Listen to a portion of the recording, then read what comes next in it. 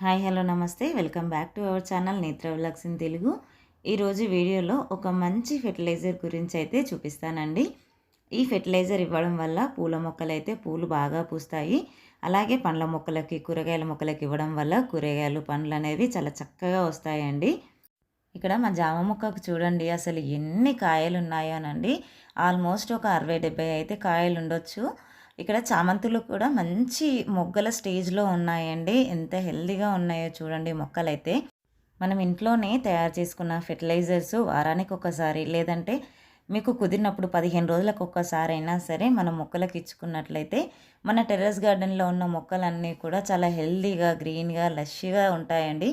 ఎప్పుడు చూడు మనకి మంచిగా కూరగాయలతోటి పండ్లతోటి పూలతోటి నిండిపోతుంది మన గార్డెన్ అయితే. ఇప్పుడు ఎలా తయారు చేసుకోవాలైతే చూద్దామండి.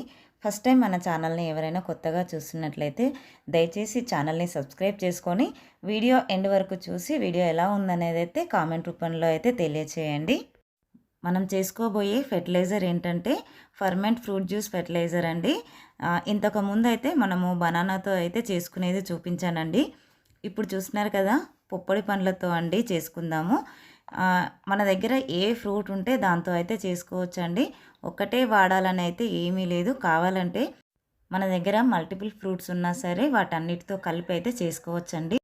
ఇక్కడ చూస్తున్నారు కదండి బాగా మాగిన పొప్పడి పండు అయితే తీసుకున్నానండి. ఇదైతే కేజీ వరకు ఉంటుంది. ఇప్పుడు దీన్ని చిన్న చిన్న ముక్కలుగా కట్ చేసుకోవాలండి. మనము గింజలతో సహా ఓల్ ఫ్రూట్ అయితే వాడుకోవచ్చండి. మనకు ఎంత చిన్నగా వీలైతే అంత చిన్నగా అయితే మొత్తం ఫ్రూట్ని అయితే కట్ చేసుకోవాలండి.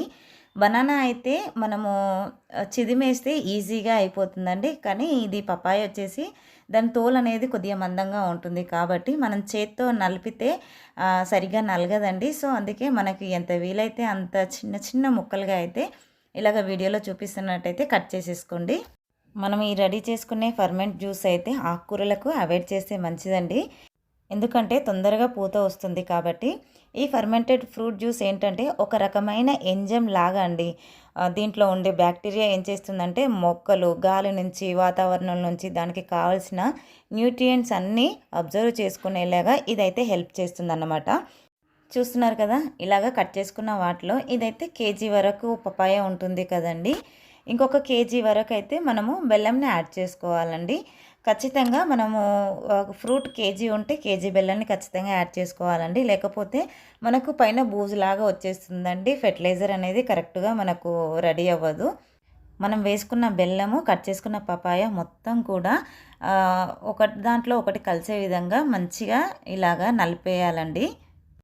చూస్తున్నారు కదండి వీడియోలో చూపిస్తున్నట్లు మనకు ఎంతగా వీలైతే అంత మెత్తగా అయ్యేలాగా ఇలాగ నలిపేసేయండి.